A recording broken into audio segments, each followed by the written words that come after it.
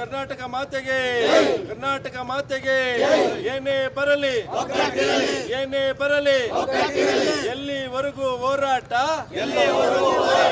ಕಾವೇರಿ ನಮ್ಮದು ಕಾವೇರಿ ನಮ್ಮದು ಬೇಕೇ ಬೇಕು ಬೇಕೇ ಬೇಕು ಬೇಕೇ ಬೇಕು. ಈ ದಿನ ಮೊನ್ನೆ ದೆಹಲಿಯಲ್ಲಿ ಏನು ತೀರ್ಪು ಬಂದಿದೆ, ನಮ್ಮ ಕಾವೇರಿ ನೀರನ್ನು ತಮಿಳುನಾಡಿಗೆ ಬಿಡಬೇಕು ಅಂತೇಳಿ, ಅದ್ರ ವಿರುದ್ಧ ನಮ್ಮ ರಾಜ್ಯಾಧ್ಯಕ್ಷರು ಕರ್ನಾಟಕ ರಕ್ಷಣಾ ವೇದಿಕೆ ಡಾಕ್ಟರ್ ಚಲಪತಿ ಗೌಡ ಅವರ ರಕ್ಷಣಾ ವೇದಿಕೆಯಿಂದ ಜಿಲ್ಲಾ ಕಚೇರಿಯಲ್ಲಿ CM ಅವ್ರಿಗೆ ಮನವಿ ಪತ್ರ ಕೊಡ್ತಾಯಿದ್ದೀವಿ. ಏನಂತೇಳಿದ್ರೆ, ನಮಗೆ ಈಗ ಕಾವೇರಿ ನೀರು ನಮ್ಮ ಕರ್ನಾಟಕಕ್ಕೆ ತಾಯಿ ಇದ್ದಂಗೆ, ನಮಗೆ ಇಲ್ಲಿ ಕುಡಿಯೋಕ್ಕೆ ನೀರಿಲ್ಲ.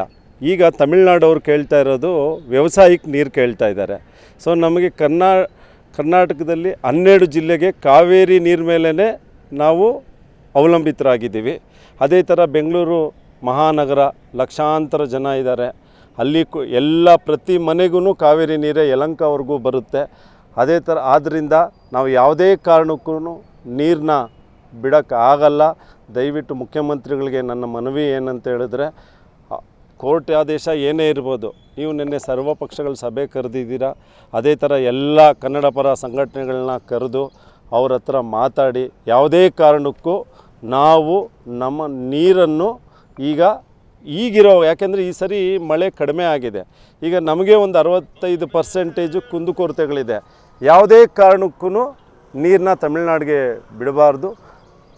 ಅಕಸ್ಮಾತ್ ಅವರ ಇದಕ್ಕೇನಾದರೂ ನೀವೇನಾದರೂ ಅವ್ರ ಫೋರ್ಸ್ಗೆ ಇದು ಮಾಡಿಬಿಟ್ರೂ ನಮ್ಮ ರಕ್ಷಣಾ ವೇದಿಕೆಯಿಂದ ಉಗ್ರ ಹೋರಾಟ ಇರುತ್ತೆ ಅಂತ ಎಚ್ಚರಿಕೆಯನ್ನು ಹೇಳ್ತಾ ಇದ್ದೀನಿ.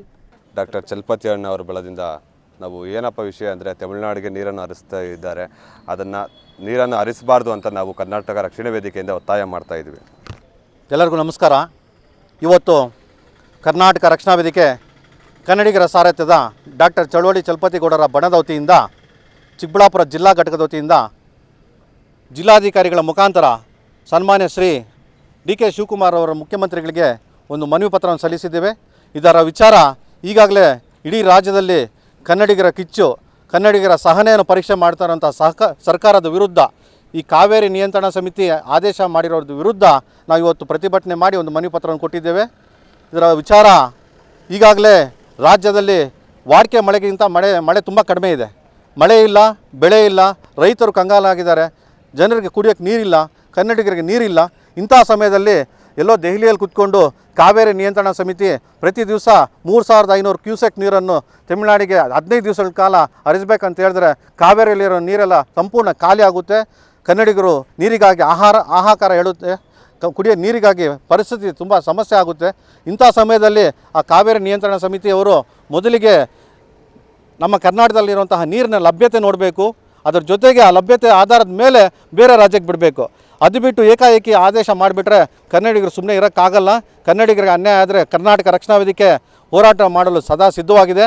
ಯಾಕಂದರೆ ನಮ್ಮ ಕರ್ನಾಟಕ ರಕ್ಷಣಾ ವೇದಿಕೆ ನಾಡು, ನುಡಿ, ನೆಲ, ಜಲ, ಭಾಷೆ ಬಗ್ಗೆ ಯಾವುದೇ ಹೋರಾಟಕ್ಕೂ ಸಿದ್ಧವಾಗಿದೆ.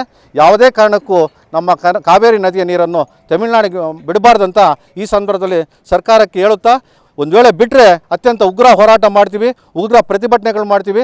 ಅವಶ್ಯಕತೆ ಬಿದ್ದರೆ ಕರ್ನಾಟಕ ಬಂದ್ಗೂ ಸಹ ನಾವು ತೀರ್ಮಾನ ಮಾಡುತ್ತೇವೆ ಅಂತ ಸರ್ಕಾರಕ್ಕೆ ಎಚ್ಚರಿಕೆ ಕೊಟ್ಟು, ಕರ್ನಾಟಕ ಮಾತೆಗೆ ಕರ್ನಾಟಕ ಮಾತೆಗೆ ಏನೇ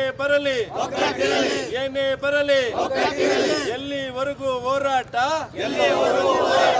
ಕಾವೇರಿ ನಮ್ಮದು ಕಾವೇರಿ ನಮ್ಮದು ಬೇಕೇ ಬೇಕು ಬೇಕೇ ಬೇಕು